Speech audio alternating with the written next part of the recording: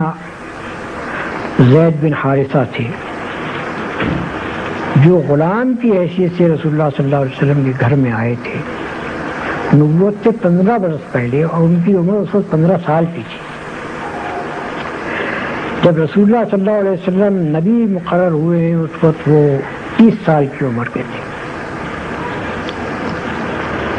اس کے معنی یہ ہے کہ 15 سال ان کو رسول اللہ صلی اللہ علیہ وسلم کے گھر میں رہ کر ہر پہلو سے آپ کی زندگی کو دیکھنے کا موقع ملا تھا، اور وہ اتنے آپ کے معتقد تھے کہ جب ان کے والدین کو، ان کے چچا اور ان کے باپ کو پتہ چلا کہ ہمارا بیٹا فلاں جگہ غلامی کی زندگی بسر کر رہا ہے، تو وہ مکہ معظمہ آئے حضور کی نبوت سے پہلے، اور انہوں نے آ کر آپ سے کہا کہ آپ کا بڑا احسان ہوگا اگر آپ ہمارے اس بیٹے کو چھوڑ دیں۔ آپ نے فرمایا کہ میں لڑکے کو بلا لیتا ہوں، اگر وہ آپ کے ساتھ جانا چاہے تو میں آپ کے حوالے کر دوں گا، اگر وہ میرے ساتھ رہنا چاہے تو میں ایسا آدمی نہیں ہوں کہ جو میرے ساتھ رہنا چاہے اسے اپنے سے زبردستی الگ کروں۔ انہوں نے کہا کہ آپ نے بہت انصاف کی بات فرمائی، آپ لڑکے کو بلا لیجیے۔ جب حضرت زید آئے ان کے سامنے تو رسول اللہ صلی اللہ علیہ وسلم نے ان سے پوچھا کہ ان لوگوں کو پہچانتے ہو؟ انہوں نے کہا یہ میرے باپ ہیں اور یہ میرے چچا ہیں۔ آپ نے فرمایا کہ یہ تمہیں لے جانا چاہتے ہیں، تم چاہو تو بڑی خوشی سے ان کے ساتھ جا سکتے ہو۔ اس کے باپ اور چچا نے بھی یہی کہا کہ ہم تمہیں لے جانا چاہتے ہیں۔ تو انہوں نے کہا کہ میں نے اس شخص میں ایسی خوبیاں دیکھی ہیں کہ میں اس کو چھوڑ کر اپنے باپ اور چچا اور ماں تک کے پاس نہیں جانا چاہتا ہوں۔ یہ نبوت سے قبل آپ کے اخلاق کی حالت تھی جو آپ کے خادم نے آپ کے متعلق ظاہر ہے۔ اور جب حضور نے نبوت کا دعویٰ کیا، نبی کی حیثیت سے اپنے آپ کو پیش کیا، حضرت خدیجہ کے بعد گھر کے لوگوں میں سے حضرت زید بن حارثہ بھی وہ تھے کہ جنہوں نے سب سے پہلے آپ کی نبوت کو تسلیم کیا۔ ایک خادم احسان بند ہو سکتا ہے، ایک خادم وفادار ہو سکتا ہے، لیکن ایک خادم اتنا متاثر نہیں ہوتا اپنے مخدوم سے کہ اس پر ایمان لے آئے۔ ایمان لانے کے لیے ضروری ہے کہ اس شخص نے آپ کے اخلاق کو اتنا بلند اور پاکیزہ دیکھا ہو کہ وہ اس کو یہ ماننے میں ذرا تأمل نہ ہو کہ میرا مخدوم جو ہے یہ نبی ہے۔ اور یہ پیش نظر رکھیے کہ زید بن حارثہ کسی معمولی قابلیت کے آدمی نہیں تھے۔ مدینہ طیبہ میں جب رسول اللہ صلی اللہ علیہ وسلم کی حکومت قائم ہوئی تو بکثرت فوجی مہمات جو آپ نے بھیجی ہیں ان کے سالار لشکر زید بن حارثہ تھے۔ اس قابلیت کے آدمی تھے وہ، جو بعد میں ظاہر ہوئی۔ تیسرے حضرت ابو بکر صدیق رضی اللہ تعالیٰ عنہ، وہ نبوت سے قبل 20 سال سے رسول اللہ صلی اللہ علیہ وسلم کے گہرے دوست تھے۔ ان کی نشست و برخاست آپ کے پاس تھی، اور مکہ معظمہ میں سب سے زیادہ جن 2 آدمیوں کی دوستی تھی ان میں سے ایک رسول اللہ صلی اللہ علیہ وسلم حضرت ابو بکر تھے۔ دوست کا بھی وہ ایک اپنے دوست کو پسند کر سکتا ہے، اس کی باتوں سے اتفاق کر سکتا ہے، لیکن اتنا معتقد تو نہیں ہو سکتا کہ وہ اس کو مان لے کہ یہ نبی ہے۔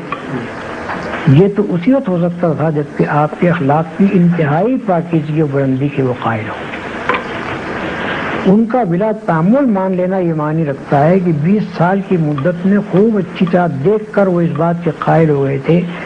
کہ یہ اتنے بلند پایا اخلاق کا آدمی ہے کہ یہ نبی ہو سکتا ہے، اس کو نبی ہونا چاہیے۔ حضرت علی رضی اللہ تعالیٰ عنہ، ان کا نام پہلے میں نے اس لیے نہیں دیا کہ اس وقت وہ 10 سال کے تھے، لیکن 10 سال کا بچہ بھی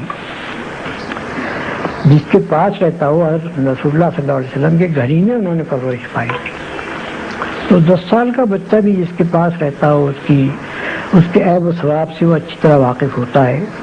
خصوصاً اتنا ذہین آدمی جیسے کہ رسول اللہ صلی اللہ علیہ وسلم کے زمانے نبوت میں حضرت علی سے خصوصیات ظاہر ہوئیں. وہ اتنے ذہین تھے کہ ہم کہہ سکتے ہیں کہ ان کا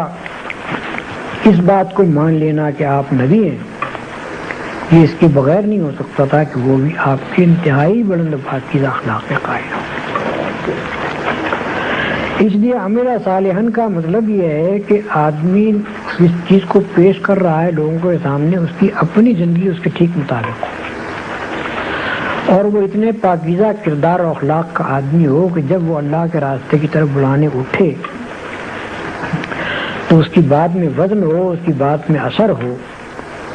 اور لوگ اس بات کو تسلیم کریں کہ یہ واقعی اپنے قول میں سچا ہے. قطع نظر اس کے کہ لوگ مانیں یا نہ مانیں، لیکن یہ تو ان کو ماننا پڑے گا کہ یہ آدمی اپنے قول میں سچا ہے. جو کچھ کہہ رہا ہے وہ اس بنا پر کہہ رہا ہے کہ وہ اس کا قائل ہے. چنانچہ رسول اللہ صلی اللہ علیہ وسلم کا بدترین دشمن ابو جہل، اس نے ایک مرتبہ خود رسول اللہ صلی اللہ علیہ وسلم سے کہا کہ اے محمد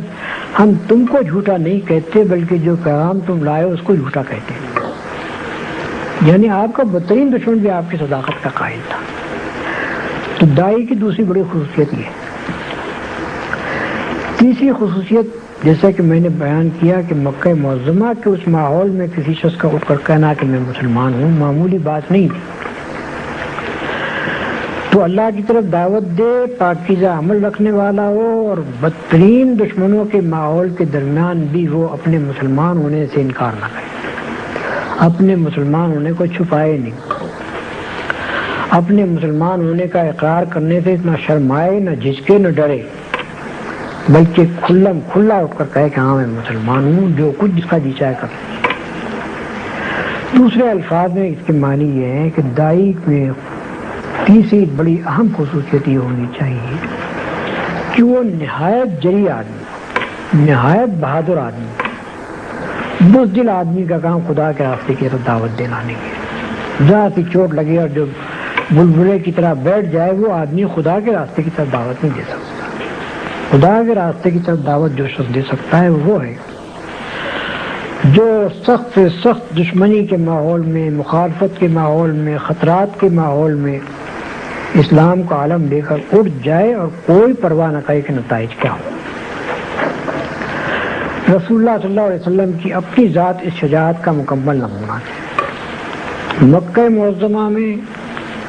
کھلا آپ نے دعوت اسلام پیش کی، ان لوگوں کے درمیان پیش کی جو آپ کے خون کے پیاسے ہو گئے، جنہوں نے کوئی کسر اٹھا رکھی آپ کو ظلم کا نشانہ بنانے میں اور آپ کے ساتھیوں کو ظلم کا نشانہ بنانے میں. لیکن ایک لمحے کے لیے بھی آپ نے اپنی دعوت کو چھوڑنا قبول نہیں کیا، بلکہ مسلسل 13 سال تک اس ماحول میں اپنی دعوت پیش کرتے چلے گئے